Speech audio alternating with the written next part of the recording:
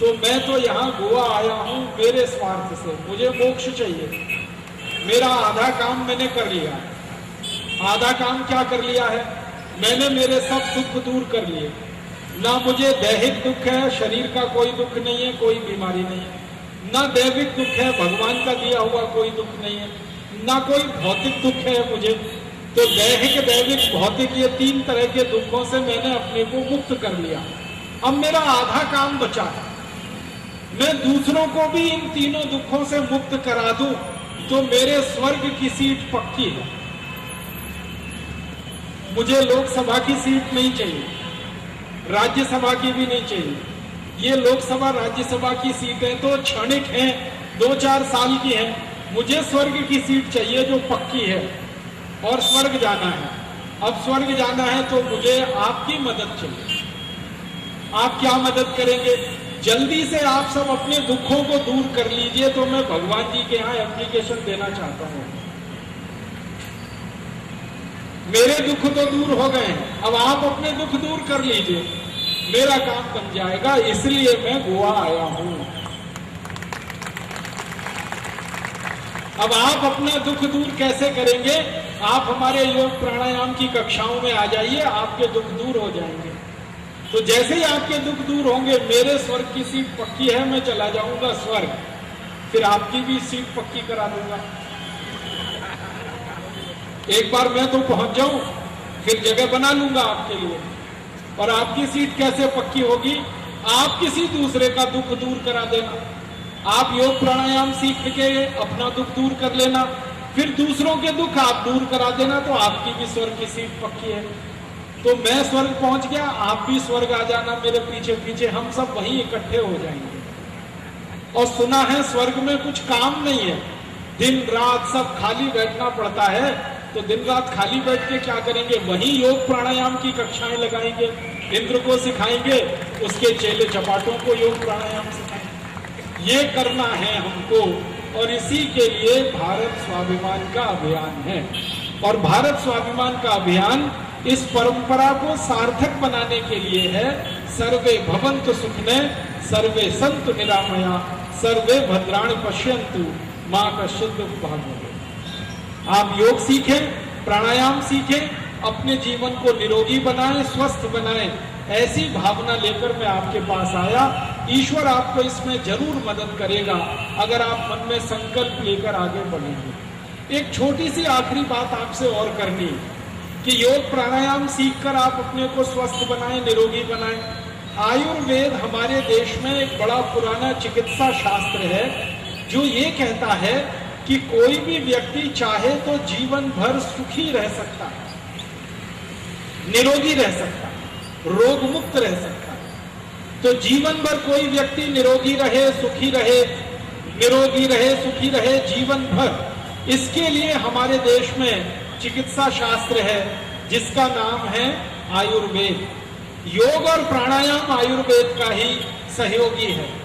तो मैं आप सभी गोवा के नागरिकों को आयुर्वेद चिकित्सा शास्त्र के 2-3 सूत्र कहना चाहता हूं, जिनको आप अपने जीवन में अपनाएं और हमेशा के लिए आप निरोगी हो जाएं।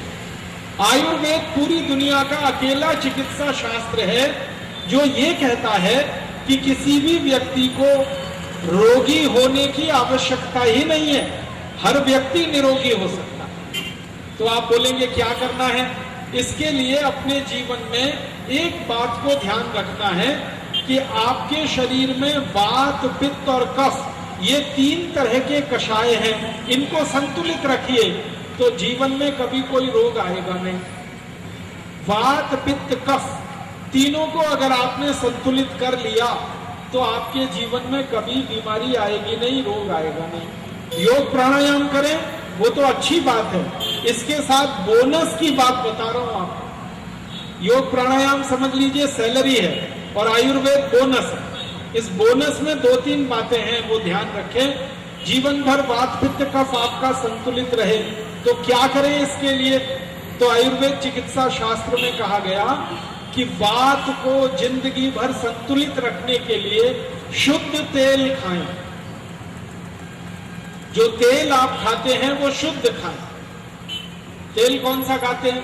हो सकता है आप नारियल का तेल खाते हो सकता है मूंगफली का शेंगदाणे का तेल खाते हो सकता है आप तिल का तेल खाते हो सकता है आप सरसों का तेल खाते हो। कोई भी तेल आप खाते हो वो शुद्ध खाएं, जीवन भर वात आपका संतुलित रहेगा शुद्ध तेल खाने से। तो आप बोलेंगे ये शुद्ध तेल और अशुद्ध तेल का क्या अंतर है? ये शुद्ध तेल और अशुद्ध तेल का मामूली सा अंतर है, और वो मामूली सा अंतर है वो ये कि आप जो बाजार से तेल खरीद कर लाते हैं वो डब्बा बंद है, और ये जो डब्बा बंद तेल है इसको आजकल कहते हैं रिफाइंड तेल, डबल रिफाइंड तेल, ट्रिपल रिफाइंड तेल। तेल को जब रिफाइन किया जाता है तो उसमें बहुत सारे केमिकल्स मिलाए जाते हैं, और वो केमिकल्स तेल में इकट्ठे होकर जब मिल जाते हैं तो आपके शरीर में वो तेल जब जाता है तो वो तेल कभी भी आपको शुद्धता नहीं देता। रिफाइंड तेल शुद्ध नहीं होता, डबल रिफाइंड तेल और भी ज्यादा शुद्ध नहीं होता। तो आप ये जो रिफाइंड और डबल रिफाइंड तेल खाते हैं ये आप खाना बंद कर दीजिए, शुद्ध तेल खाइए। शुद्ध तेल का मतलब शेंगदाना लेके जाइए और तेल निकालने वाले किसी मशीन में दीजिए, तेल निकालकर जो देगा वो शुद्ध तेल। नारियल लेके जाइए, तेल निकालने वाली मशीन से उसका तेल निकलवाइए, वो तेल खाइए, वो शुद्ध तेल है। तिल लेके जाइए और उसका शुद्ध तेल निकलवाइए, वो खाइए, वो शुद्ध तेल है। ये शुद्ध तेल और रिफाइंड तेल का एक अंतर समझाना चाहता हूं। तेल को जब रिफाइन किया जाता है तो उसका जो चिकनाई वाला पदार्थ है वो निकाला जाता है, और विज्ञान की भाषा में अगर मैं आपको सरल बात समझाऊं वो ये कि तेल का जो चिकनाई वाला भाग है वही सबसे ज्यादा प्रोटीन युक्त होता है। तेल में जो प्रोटीन है वो उसके चिकनाई वाले भाग में होता है, और जब रिफाइन करने के नाम पर तेल से वो चिकनाई निकाल ली जाती है तो प्रोटीन तेल का खत्म हो जाता है, और बिना प्रोटीन का तेल पानी से भी ज्यादा खराब होता है। इसलिए आप तेल खाइए, शुद्ध खाइए। तो आपके मन में एक डर पैदा हो जाएगा जो हमारे एलोपैथी चिकित्सकों ने पैदा कर दिया है कि अगर चिकनाई वाला तेल खाएंगे तो हार्ट अटैक आएगा। मैं आपको जानकारी देना चाहता हूं कि हमारे शरीर में दो तरह की चिकनाई होती है जिसको डॉक्टर लोग फैट्स कहते हैं। एक तो अच्छा फैट होता है और एक तो बुरा फैट होता है। अच्छा फैट है जिसको HDL कहते हैं, हाई डेंसिटी लिपोप्रोटीन, और बुरा फैट है जिसको LDL कहते हैं, लो डेंसिटी लिपोप्रोटीन। ये जो चिकनाई युक्त तो शुद्ध तेल होता है इससे HDL बढ़ता है, और HDL बढ़ना ही चाहिए। और ये रिफाइंड और डबल रिफाइंड तेल होता है, इससे LDL और VLDL बढ़ता है, और LDL कभी भी नहीं बढ़ना चाहिए। तो आप अगर शुद्ध तेल खाएंगे तो HDL अच्छा रहेगा, और जिनका HDL अच्छा रहता है उनको जिंदगी में कभी हार्ट अटैक नहीं आता, कार्डियक अरेस्ट नहीं होता, ब्रेन हेमरेज नहीं होता, पैरालिसिस नहीं होता, BCO नहीं, 80 बीमारियों से आप बचते हैं अगर HDL आपका ठीक है तो शुद्ध तेल खाइए, HDL अच्छा रहेगा। और शुद्ध तेल आप जानते ही हैं, अपना शेंगदाना ले जाइए, अपना तिल ले जाइए, सरसों ले जाइए, मशीन में निकलवा कर उसको ले आइए। ये एक सूत्र मैंने कहा आयुर्वेद का। दूसरा सूत्र आपसे कहना चाहता हूं कि जिंदगी भर पित्त आपका खराब ना हो इसके लिए देशी गाय का घी खाइए। देशी गाय का घी। देशी गाय और विदेशी गाय दो तरह की गाय होती है हमारे देश में। विदेशी गाय माने जिसके पीठ में कंधा नहीं होता, जिसकी पीठ एकदम सपाट होती है, उस गाय का घी कभी भी मत खाइए। देशी गाय का घी खाइए। देशी गाय जिसकी पीठ में ऐसे करके कंधा निकला रहता है, और जिस गाय की पीठ में कंधा जितना ऊंचा होगा वो गाय उतनी ही अच्छी मानी जाती है। देशी गाय का घी खाइए। पित्त कभी भी खराब नहीं होगा, और पित्त खराब नहीं होगा तो 40 बीमारियां कभी नहीं आएंगी। Acidity, hyper acidity, ulcer, peptic ulcer, ये सब बीमारियां पित्त की खराबी से आती हैं। पित्त को व्यवस्थित रखिए, 40 बीमारियों से बचे रहेंगे। शुद्ध गाय का घी खाइए। आप बोलेंगे जी भैंस का घी खाएं तो, मशी का घी खाएं तो मत खाइए, नहीं तो मशी जैसे ही हो जाएंगे। हमारे आयुर्वेद में कहा गया है मशी का घी सिर्फ वही लोग खा सकते हैं जो पहलवानी करते हैं, दंड बैठक लगाते हैं, जो बहुत मेहनत करते हैं शरीर से, वो लोग भैंस का घी खा सकते हैं। और एक खराब बीमारी होती है आयुर्वेद में जिसको कहते हैं भस्मक रोग।